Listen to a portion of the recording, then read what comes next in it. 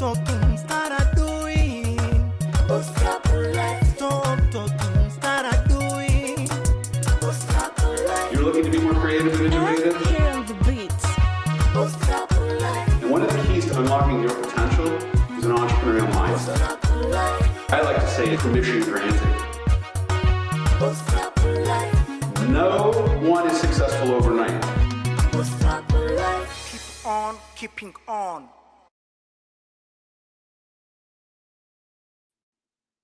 Good morning, good afternoon, good evening, wherever you are at in the world. Today is the 30th day of 31 days to PADITU. One more day to go. It's been an exceptional journey.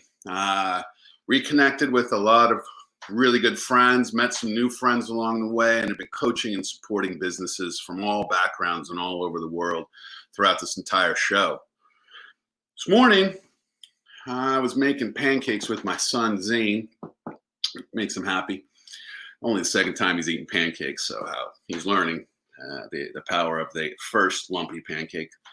And I was thinking today, as I was reflecting upon our world, and I made the mistake of going online and looking at news and catching up on what's going on, particularly here in the US. And I want to use a real example now of what it means to get mad and make a difference. There's a lot of mad people out there right now. It's predictable. It's been building, particularly the racism here in the US.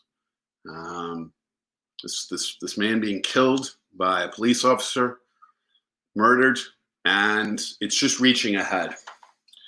And I think it hurts people and it upsets them, and it's reached a point where, there's nowhere else to go but to create violence and express themselves through violence.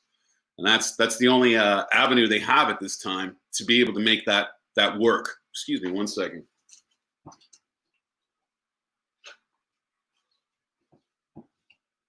I turned something on I need to turn off. And this anger, this frustration people have, this people getting mad, I like to turn that around and turn getting mad to make a difference. And so when you're mad, you get blinded. You can't see. You're upset on you're focused on what you're upset about. But those opportunities and that anger, that energy from that frustration and being mad has the potential to make a positive difference, to make a difference. So when you get mad, think about it as, how can I make a difference? How can I do something to change the way things are? And this gets me to what we've heard over and over again on this show, over and over again from some of the brightest and best minds. And yesterday we heard it from Gordon Rudo. And that is, and we've heard it from Gary Schoeniger, we've heard it from Risha Grant. You got to have a compelling goal.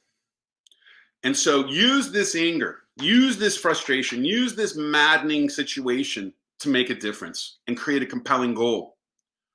And then use that goal to move forward, to create constructive, positive change. That will keep you going. And then what you want to do is enroll and motivate as many people as you can into your compelling vision, goal, and dream. And create a movement around this. This is how you can make change. There has never been a better time than right now to make this kind of positive change. Burning down your own houses, burning down your own backyard is not the answer to this. And I know that there's anger been brewing, anger been growing, madness happening. But you've got to figure out a way to take that being mad into making a difference. And the difference is when you can come up with a compelling goal and vision and dream that moves you forward, that you can enroll and motivate people to be part of. This is how you put a dent in the universe.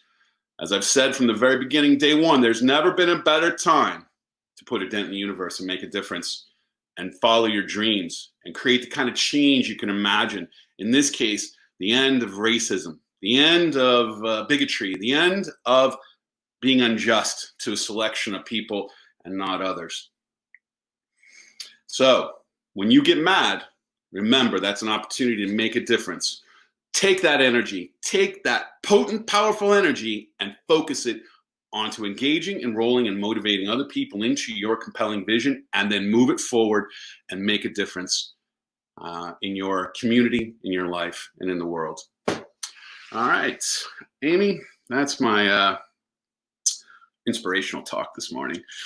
Who's our first guest? Jonathan. I'm having a question. How are you doing Yes, today? sir.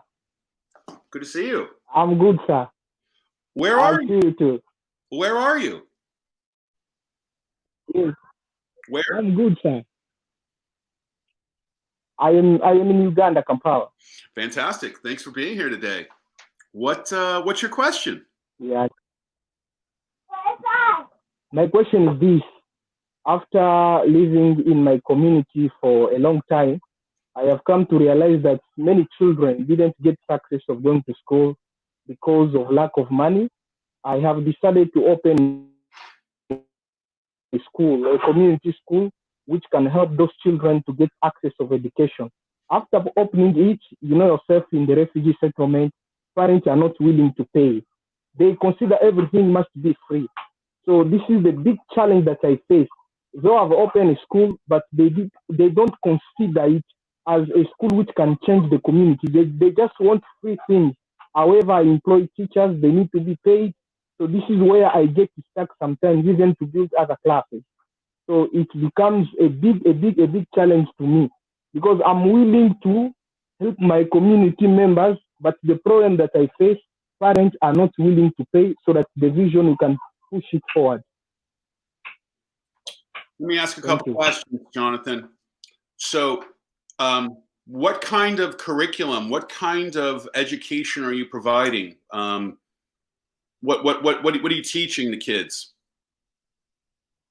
We are using a Uganda curriculum.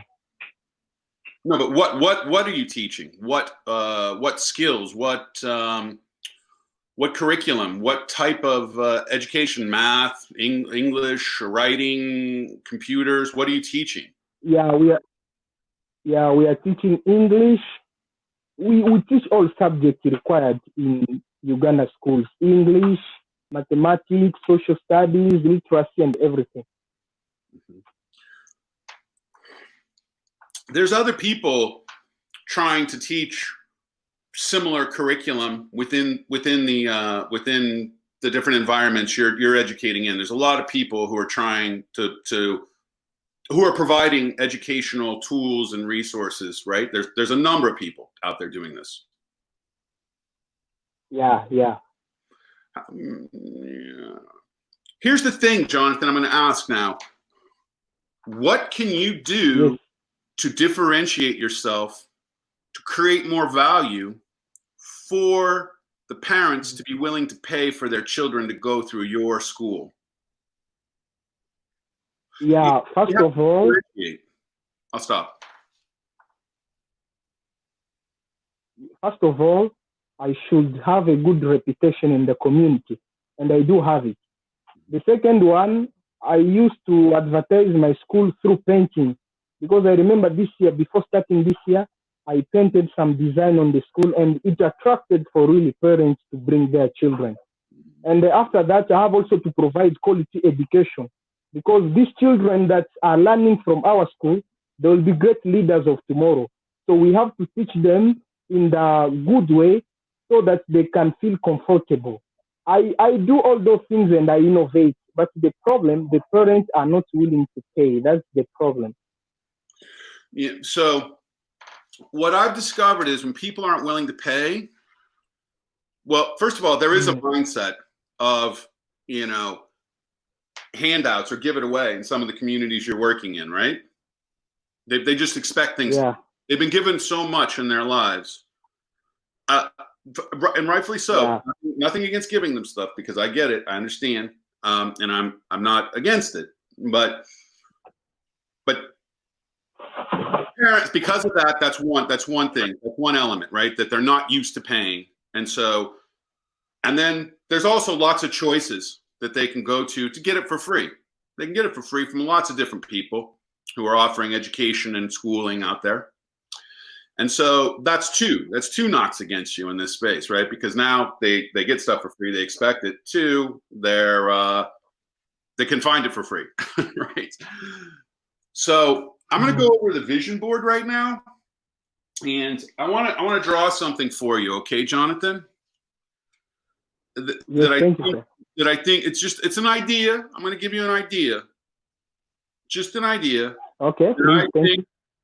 Yes. Would help you. And I've thought about starting a university or schools in Africa myself, because I see it as a big market and a big opportunity. Wow. Because a lot of the education, most of the education that I see is very traditional, and it could even be 20, 30 years old. I saw some books in a school, and I thought, oh my You're God. definitely right, anyway. Stuff when I was in elementary school. So it's outdated. A lot of it's outdated as well. So these are important things. And so this helps drive free because it's not compelling. It's not new. It's not fresh. I'm not getting what I need, right? Here's what I'm going to suggest as a concept. This is an idea. I'm giving it to you, no cost. This is the idea. What I'm trying to do here, Jonathan, is focus on creating extra and improved value that compels somebody to say, I'm going to pay for that. I'm not going to pay for that, because I'm going to give you something I think people will pay for in Africa. Not everybody, but a lot of people would. And that is, you want to have like an entrepreneurial school.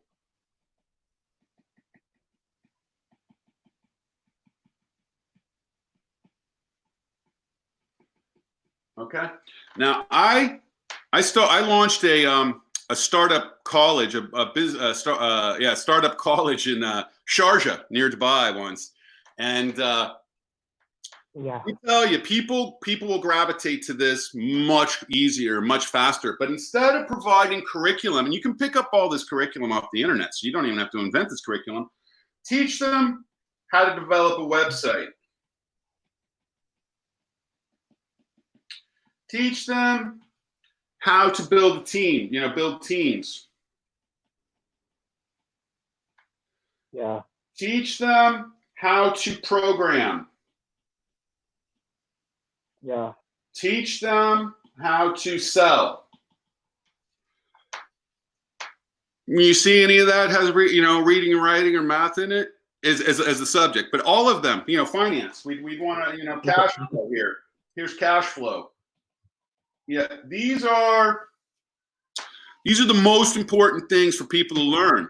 And been working on a startup high school concept, and this is the direction that I'm going. And I think that if you were to move in this direction and flip and not be like everybody else, but be completely different, in this case, an entrepreneurial school, you're learning the entrepreneurial mindset. You're learning how to think and behave like an entrepreneur. It doesn't mean you're going to start a business here.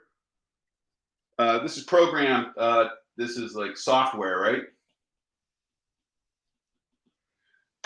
If you went in this direction, you would be able to charge. People would pay, and you would be the first mover in this space in your area to do this, because it doesn't exist right now.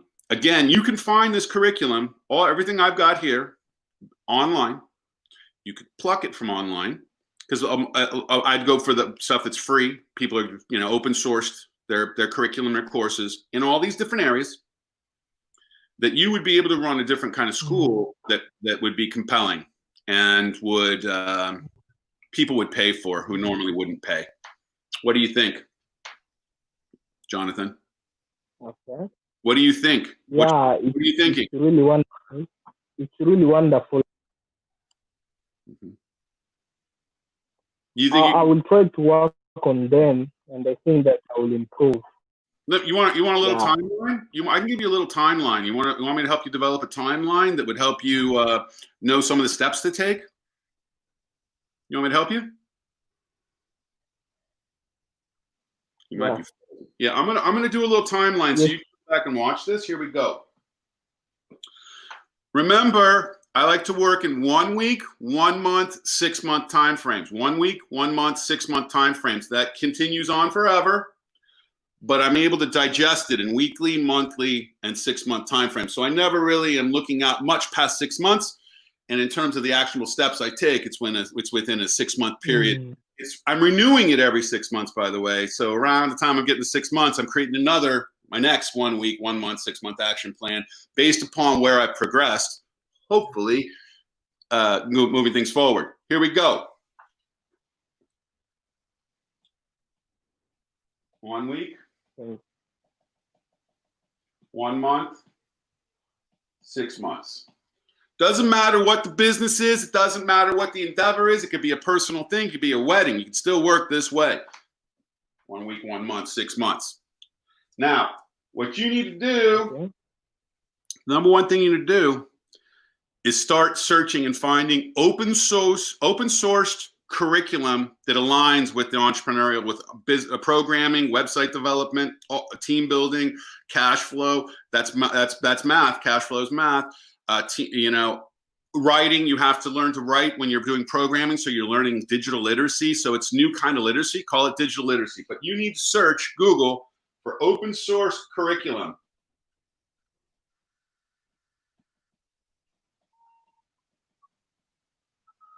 Search Google.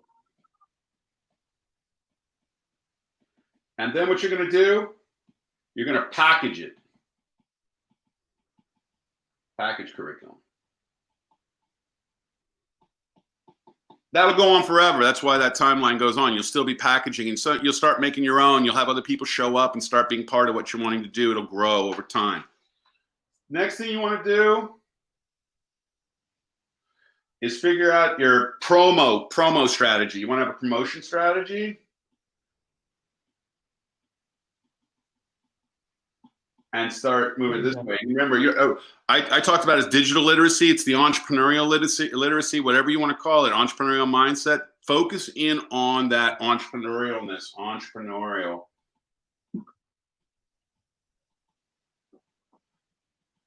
Entrepreneurialism helps support people to develop problem-solving skills, increase their resilience, help them think more creatively, right? This is helping them be more valuable citizens.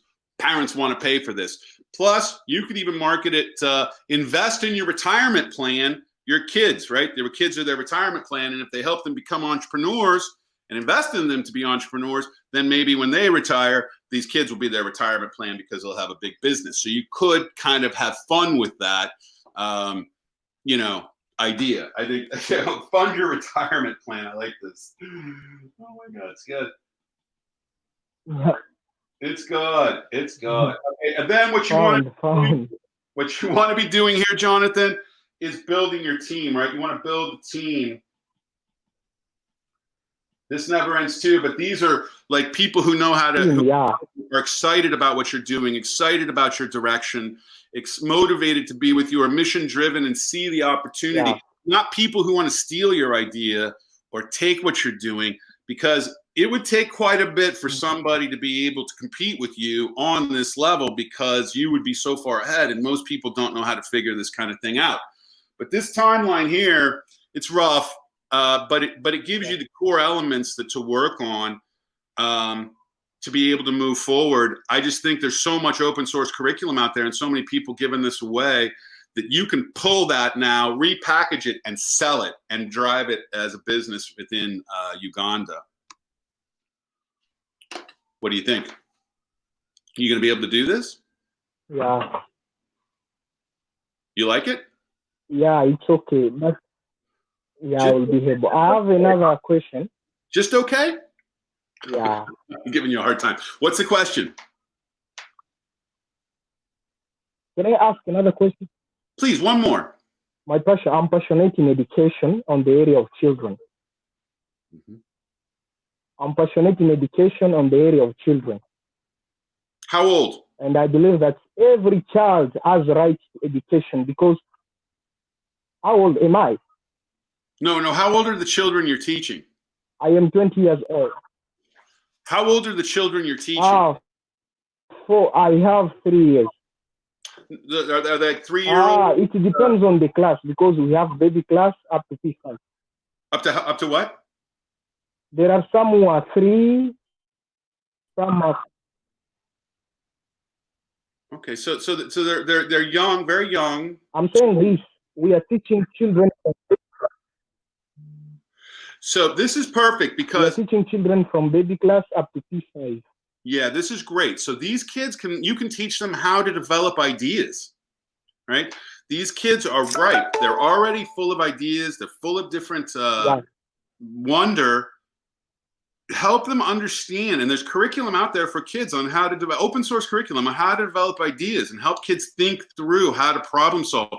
It helps them to be stronger and smarter as they get older. And parents, I believe parents will pay for this because, again, you're doing something different and you're helping them move forward. And every kid does deserve this. Every child deserves this. In our school system, and what we've heard on this, Jonathan, is that our school system hasn't changed since the 1800s, basically. And it's a factory system, and we're teaching creativity out of them. So you have an opportunity to keep that creativity in them and show the world how smart and brilliant and dedicated and inventive these children are by giving them the tools that they don't receive almost everywhere around the world. It's just rare to receive the kind of tools we're talking about. Yeah. Jonathan, let's check back in. We're gonna move on to somebody else now. But you've got some good ideas here to work with. Yeah. How did we meet? Before we go, how did we meet? Did we meet through refugee work or Startup Cup Uganda?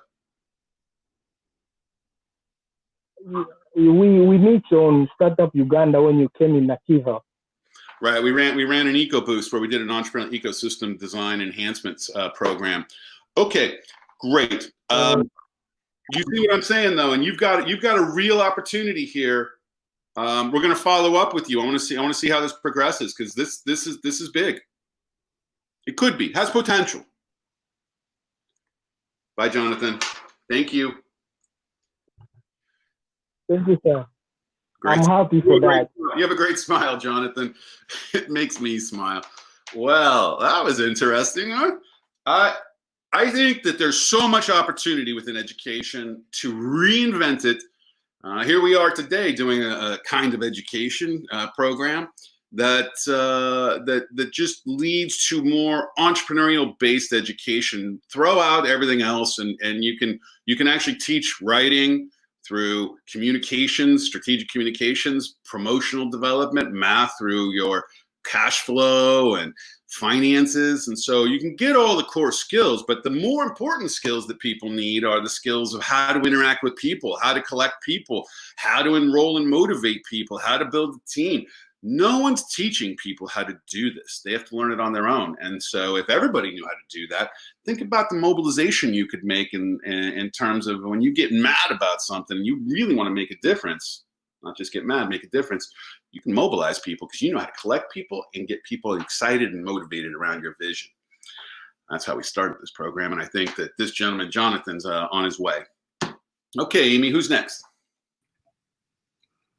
Carrie. Hey. You're looking great today. Hey, thanks. I wake up and I go, oh boy, my hair. Whew. I took a shower today. It was my one day, sometime, some point. Well, it's good to see you again. Yeah. For those that don't know out there, Carrie and I did a coaching session yesterday. She won one of the coaching sessions, one of those one-on-one sessions, and it was really good. Let me ask you, what's happened since yesterday, 3 p.m. when we left each other? Where are we at with this project of yours? Well, I haven't slept. No, I kid. I was really excited, though. I probably only slept 2 or 3 hours just because my brain would not stop after we got done. So I've got a really long list of names that are for the idea. A couple of shortlisted ones already. How did Andrew, your husband, take this? Is he excited too? Well, he doesn't know yet. I haven't had an opportunity to bring him in and let him know all of the exciting stuff that he'll be doing. I'm kidding. Remember, he has to be excited about it too, or otherwise he's just doing it because he feels like he has to versus he wants to, and you want him to do this because this is real. This is like real business here. Definitely. You think you're going to make the 2-week mark? I think so. And the list of people you got are the first customers? I've got 2 on that list so far, but I just figured out at about 2 a.m. how to search for statuses on Facebook. So that's on the docket for today. Do you have any other questions for me now that you've slept or haven't slept and have been thinking and drawing and writing? And what questions are coming up that would be really important to overcome or try to solve right now? Well, before I do have a couple of questions, but before we get to that, I did want to say, Jonathan, I watched Jonathan just a few minutes ago with you, and I love what he's doing, and I would love to try to help connect him with some people who teach coding to kids already. Right. So I think that would be really awesome to be able to connect. Yeah, absolutely. What we want, though, in this situation is that he somehow is providing that through his services. So it's an affiliate type of program. So he's generating revenue is the key here. Yeah, this is all nonprofit. So just connecting him with some folks that have resources that he could just use because they've already. We'll make that happen. That's great, and I really appreciate that. You know, it's one of those things where I guess 2000. I've worked in a lot of rough spots on the planet and some beautiful ones. But I started working in refugee settlements, which I've been trying to for years. It's very difficult to get into that space. And we got into it in 2018, I think after 3 years of effort with just this one project, 3 years. Wow. And now it's kicking up, and I knew it would once we got in there, but it changed my life in a way that is so profound that you can never go back. And the people who are in those environments by no choice of their own, majority, right, leaving dangerous environments or near death, situations, that they are some of the hungriest, most motivated, and most driven people I've ever experienced. And we just need to give them a little bit of more knowledge to give them 100% agency to take control of their lives instead of it being a situation where they're completely dependent upon everybody. They don't want to be dependent, and they want that knowledge. And so I do appreciate your willingness to help out, Carrie. Absolutely. It goes back to what you were saying when you first started this off this morning, making a difference and figuring out a way to enroll people in positive change. I mean, it's all about that giving back and paying forward, and it all comes around. It's so important, and today more than ever, right? We just got to remember that. And there's a lot of pain out there, and a lot of fear, and at a level that we've never experienced. It's like a whole global situation. So it's a miraculous time to be alive. I'm not negative. It's a positive. We got to stay positive, and we got to keep moving towards action and helping people. People need to realize they can make a difference. It's just not violence. Violence is not the way to go at all. And it's easy. It's easy to get violent. It's hard not to. And so, yeah. Thanks for reinforcing that. Absolutely. Thank you. It was very inspirational already this morning. I had my coffee and my notebook already and ready to work. Good. That's what I hope for. And Jonathan was great as well. Jonathan has a really good idea. He's got his intentions around education are good. He just needs to really think differently about it in terms of just leapfrog, move past all that 1800 stuff. Now we're going to be into 20. We're going to move into the future, and education's not the same. And if he can just write the skills, those kids will start making money. Bam, and they'll change. It'll be a much more.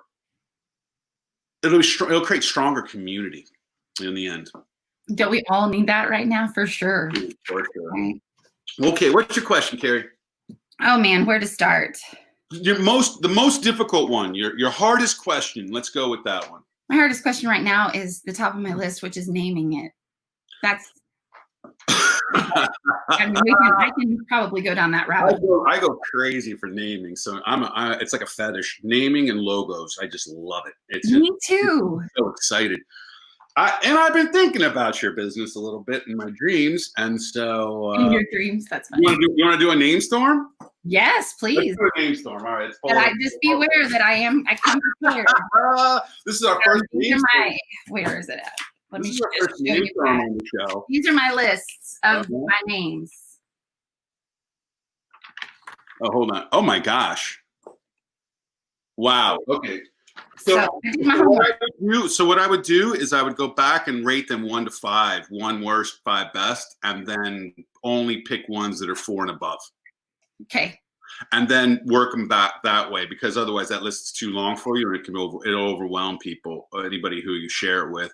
It doesn't overwhelm me. I've got lists. I had a feeling. I had a feeling you could handle it. But you see what I'm saying? Like, prioritize for your own self. It's better to do that. Okay, let's name storm. You ready? Got it. Yep. Our first name storming, Amy.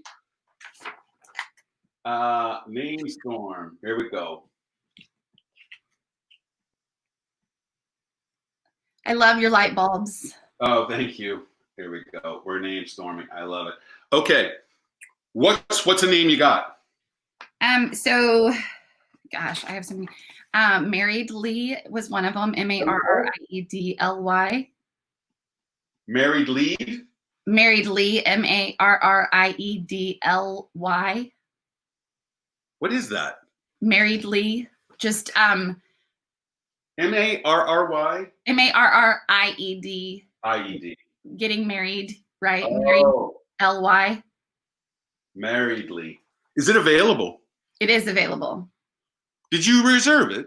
Not yet. Reserve it. But I have a list of 250. Reserve it. I mean, like, this is good. So marriedly. So everybody, this is a wedding planning group. It's moving online, and so marriedly. So what I do is when I come up with names like this, I reserve them right away. Okay. So never hesitate. I mean, my collection of URLs is probably fairly ridiculous, but if I come up with a good name, and Marriedly was one of those like you just came up with, which is like Calendly or other ones that are similar, right? If it's available, take it. Okay. That way you lock it down. Always, if it's .com, take it. Okay. And once you come down with it, once you figure out the name that you're going to use, try to buy everything in that collection that's like .co, .org. Just buy a few of those, and they all redirect to your site. Mm-hmm. Okay. Sure. So what else? What else you got? Wedded Aisle. Bride and groom room, but then I was afraid that may be misleading. Right. Hold on. Wedded. 2 Ds, right? WEDDED. Yeah. Wedded Aisle. AISLE. Yeah. I was concerned with that one though, just because I'm not that aisle is a terribly difficult word to spell, but that was a little bit of a concern. Like this most simple. Let's do this. Let's do this. Let's take wed. All right, we got wed, and then what can we add to that? Like wed. I even thought about wedcast, like instead of broadcast, wedcast. That's not available. Wedcast.com is not available. Wedcast, wed. Yeah. But I also was thinking about like puns, right? Punny stuff like not time. Not time like this? Mm-hmm. It's a negative though, not. Right. That's the only issue. Even though I know it's tying a knot or getting hitched or whatever. Not time. I do view. That was one of the ideas. Oh, I could go on forever. Wedful yours. So I'm gonna work with you in the future. You got great names here. I do view. Okay, so let's go with this. I do. What else can we put? I do.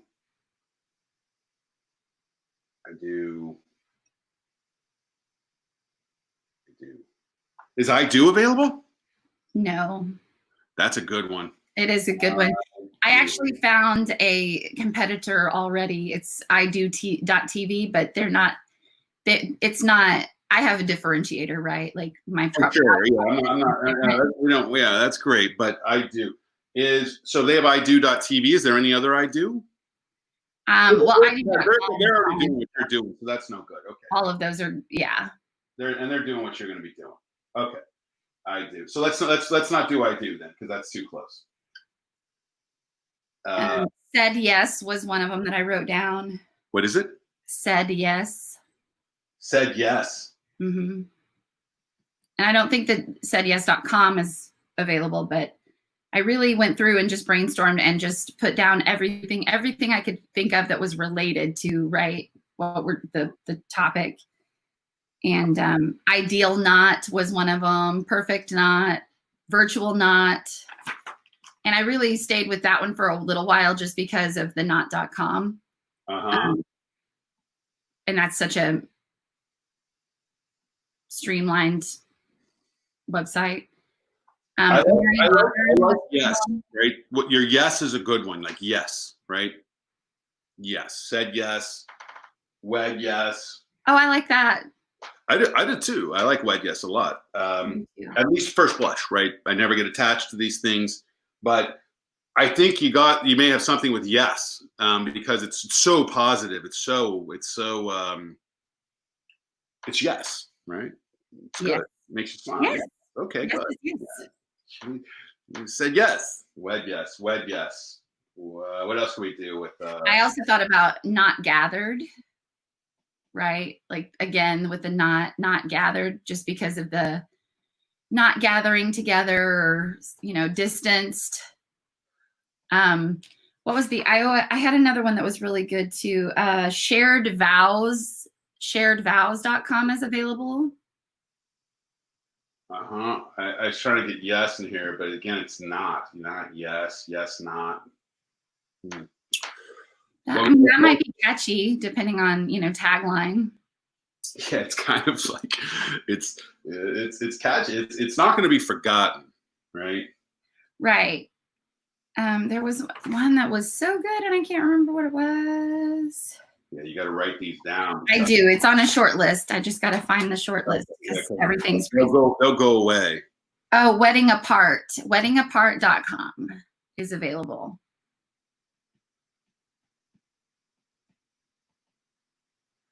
But it's really about being together. Right. So while we're apart. Yeah, it's not. It's not. The message is not going to help you there. Right.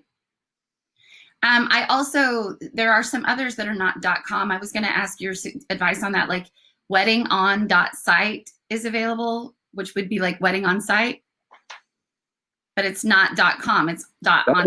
That works. What is it? Wedding on .site. That's creative. I try. And then Weddingly Studio. Oh, sayidoday.com that's available. Sayido.com. I like that a lot too. That was one of my shortlisted ones so far. Sayido.com, but it's day, right? Say I day. Sayido day. The challenge with that is that there's like Women's Day. There's all these days, and so Sayido Day sounds to me like it's a national holiday or something. It should be. Every day. Every day is a national holiday. Every day is I Sayido Day. That's true. Sayido Day. So wedding on site is interesting. .site, of course, it's wedding on site.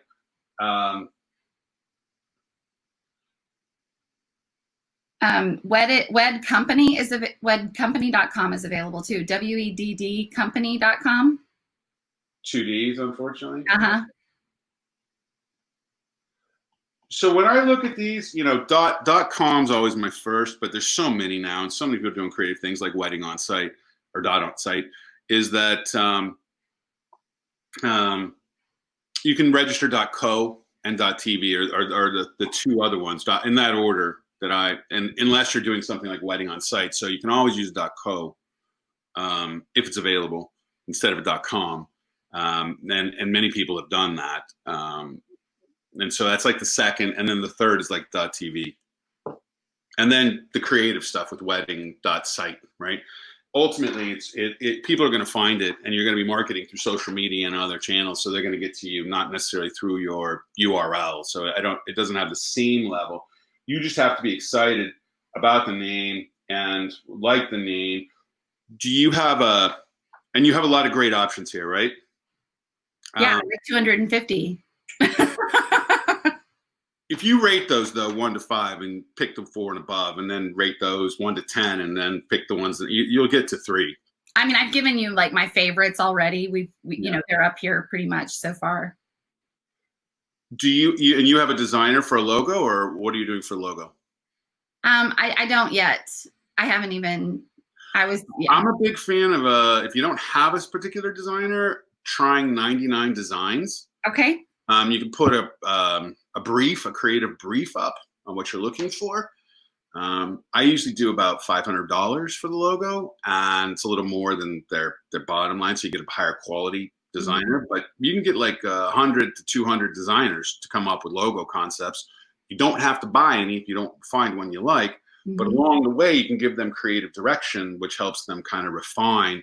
You rate them as you go, so you have to be actively involved. I'm very involved whenever I do one of those.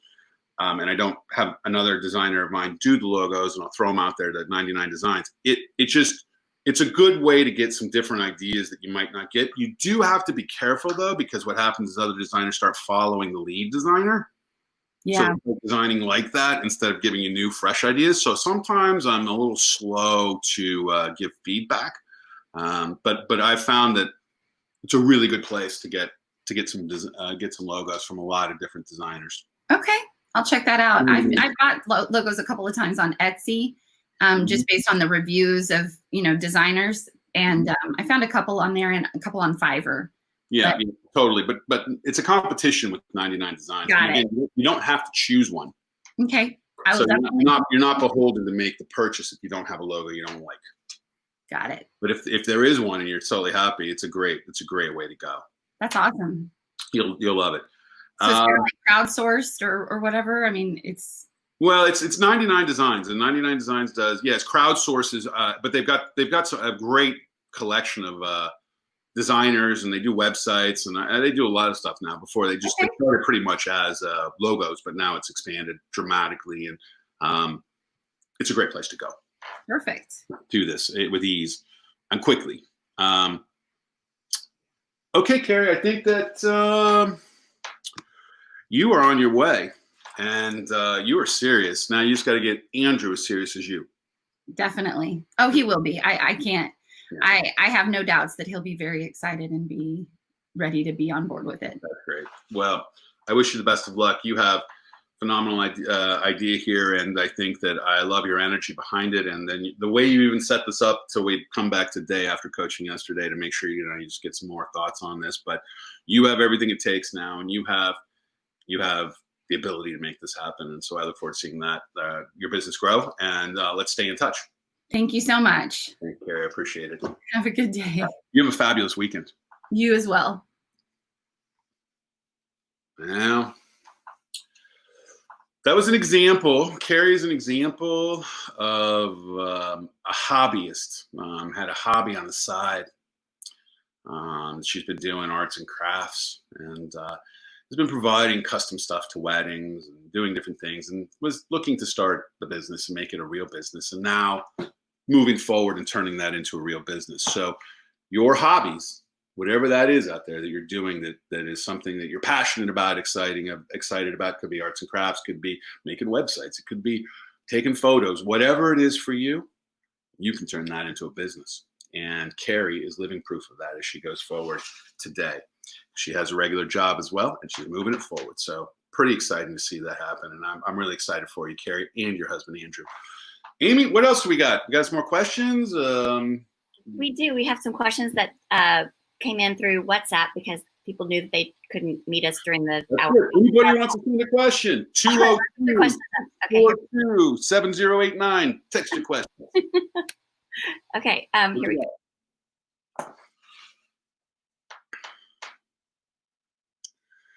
These questions keep getting longer, Amy.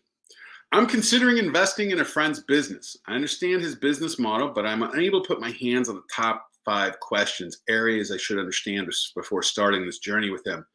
Also, what is my role as an investor in this business, and how can I follow to ensure the funds are being utilized properly? Okay, wow. 5 questions you want, huh? Okay. Okay, let's do this. So, as an investor, what you want to do is you want to, again, I'm focused on character. So I want to know the person that I'm investing in has the kind of character I'm looking for, that they have the drive and ability to execute on their vision. So it really comes down to execution. So again, ideas are proprietary, execution is, ideas are open source, execution is proprietary. It's all in the execution. So you as an investor want to have the confidence, number one, that this team can execute on their vision, on their business. And that would mean even if they're in business and it's growing, you like the business model and you're seeing customers adopt, and you want to be sure that they have the capacity to scale that, or that that person who is in charge, who's the visionary, has the ability to understand their role and their strengths and let somebody else come in and run the business if necessary. So you have to have coachable businesses. They have to be able to take action and execute. So coachability is something I would be testing them on their ability to take advice, listen to what you're saying. So again, it's a character issue. You're going to be wanting to interview these entrepreneurs on their character, the capacity to execute, how coachable they are, and how well they take action. So I like to test entrepreneurs. And so I've done some investing in the past, looking to do some investing in the future.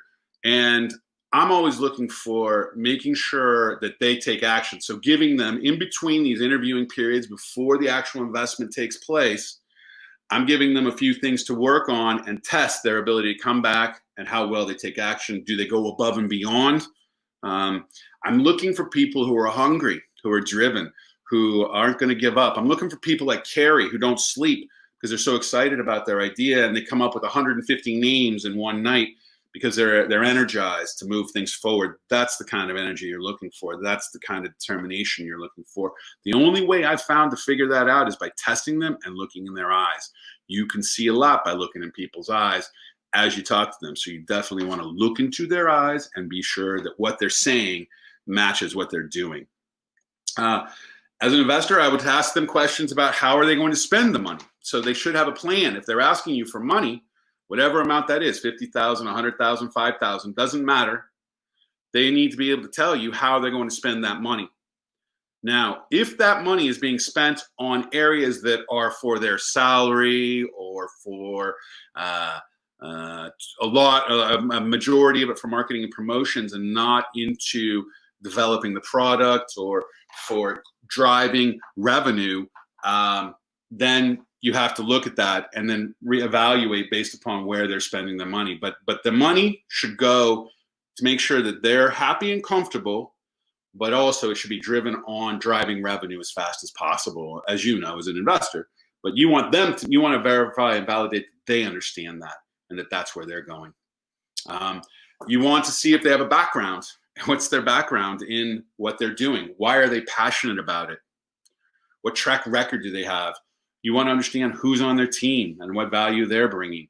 You want to understand distribution of ownership up to this point. Don't get into a situation where you've got somebody who's already distributed 30%, 40% of their business to family and friends for nothing, and you're coming in for your investment. So those are the things, those are the most important things I look for. If you're comfortable with that's based upon you being comfortable with the business model and believing that there's potential. It's really all in the team's capacity to execute. And if you don't feel comfortable with that, then it's not an investment. You want to, as an investor, take a board position, and that's one way you can keep track of their progress.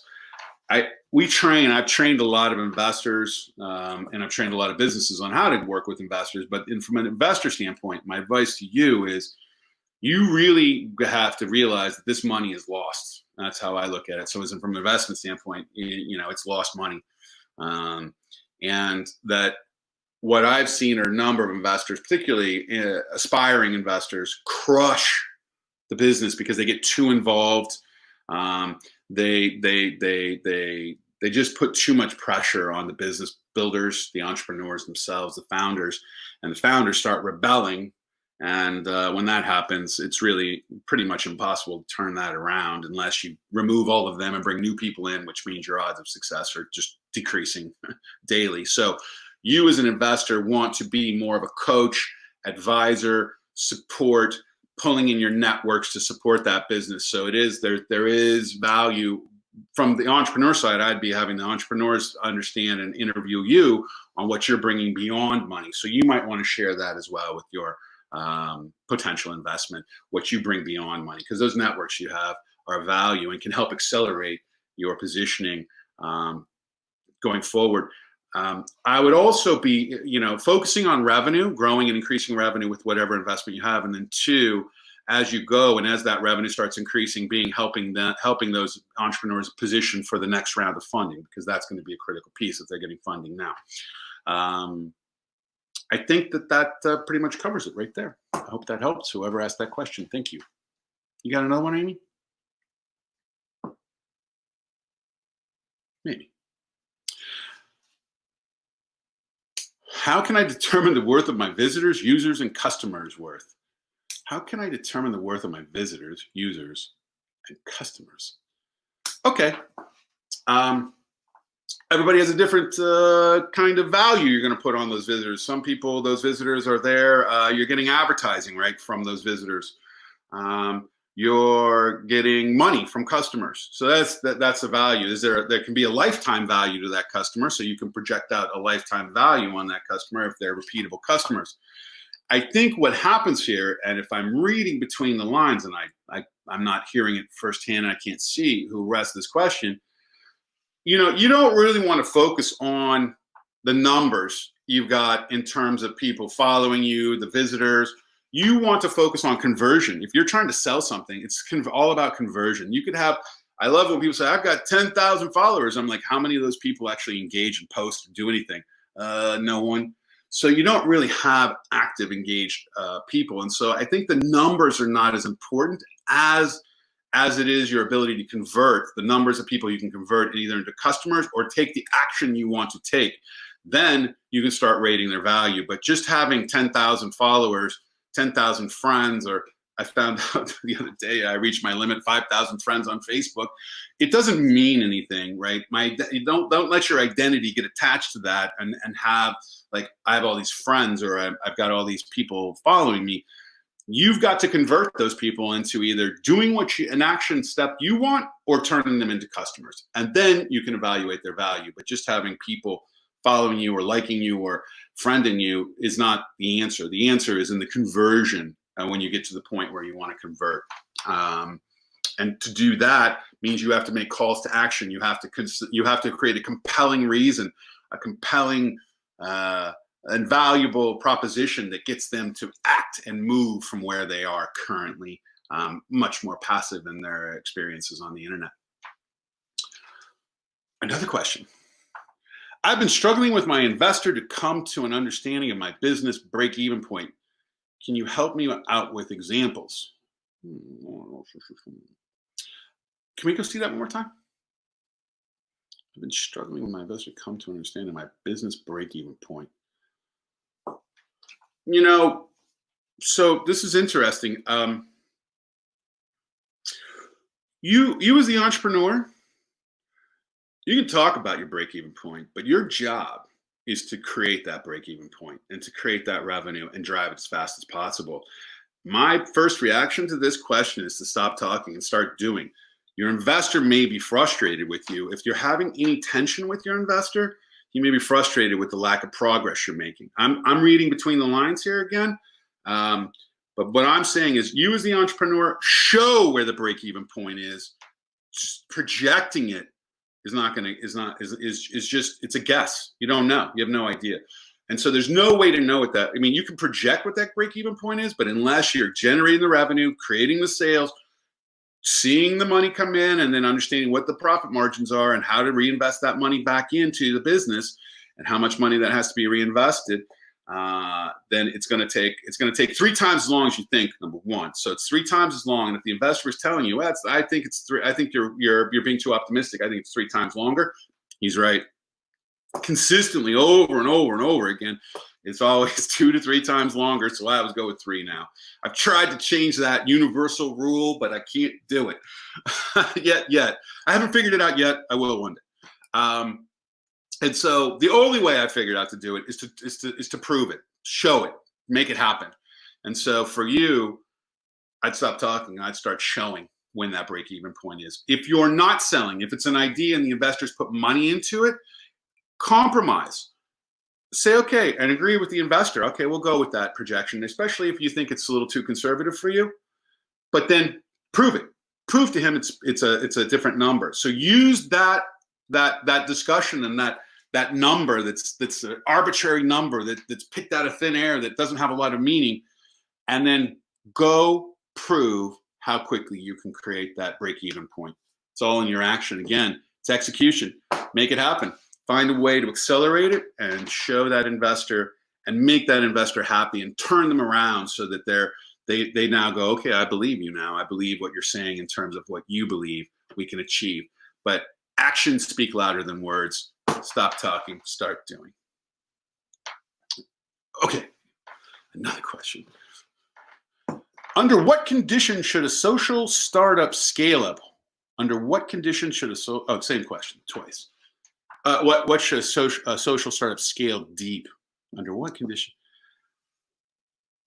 Okay, so a social entrepreneur in a social startup is a startup, right? The difference is you're doing good while doing well. That's the kind of thought behind this. And so if you've got a social startup, the time to scale up is when you're starting to see growth and you're starting to see traction. You're starting to see people interested in what you're doing. I've had businesses where one year were zeros, next year it's 800% growth. Then next year it's 1200% growth, backwards hockey stick. That's when you start scaling. You know, because you see what's happening. The trend lines are there. People are adopting what you're selling or what you're putting out there or what you're sharing or delivering. So scaling becomes much easier because all of a sudden you're like, whoa, we're going. And so that's when you scale. You've got to build that traction though, and you've got to move that to that place. And that's the hard work. And that's this whole idea of no overnight successes. It may take you a year and all of a sudden you're going to go like this. So scaling happens when you start seeing scaling happen. It takes off. The way to make that happen is to provide a valuable, compelling product or service that the market responds to and then wants more of. And then pays you for it, of course, and is willing to pay you for that. And so that's when you scale. I always try to go deep in terms of whatever I'm working on. So I think that deep and scale kind of can go together because it's very deep to me means really focused. Really focused means you're going deep into this area of expertise or specific market segment. So the more focused you can be, the deeper you can go, the more likely you are to scale with whatever it is you're doing. And once you see that start taking off, that's when you know it's time to scale. That's how you do it. And we've talked about it over and over on the show. Many guests have talked about it who are entrepreneurs, successful, growing and supporting other entrepreneurs. They talk about when you find flow. This is important. So you really want to get centered on this and understand. You could be going along and you're moving forward, but all of a sudden when you get into flow, it starts moving faster, right? It's almost effortless. It doesn't mean less work. It's probably more work. It is generally more work because you're in a flow and more things are happening. What you want to do is get into that flow and ride that flow as long as you can because it doesn't last forever. It's like, there it is, go. Follow that flow. And that will be another guide to help you understand when to start scaling. That you'll know the difference between having to struggle and in the flow. You'll know the difference. It'll just be like, wow, we're in a flow. When you're in a flow, it's a sign. You're moving forward. You're getting adoption. People are starting to pay attention. You're starting to generate revenue, and that's when you scale. Well, Amy, who's our winner today? Who's our winner of one-on-one with me, like Carrie? Yeah, no, that's okay. I have the name. It is, 1 I second. know you have the name. I know, I just really did have it. Mushungol M. Mushungo M. M. Congratulations, Mushungo M. You are going to receive 1 hour of one-on-one coaching with me. And if it goes anywhere half as well as it went with Carrie, we're going to transform your life. It's that simple. All right, folks. I'm sad. I'm getting sad. We're going to make an announcement tomorrow on what's next. We don't know exactly yet. We're still mulling it around, but we got some ideas.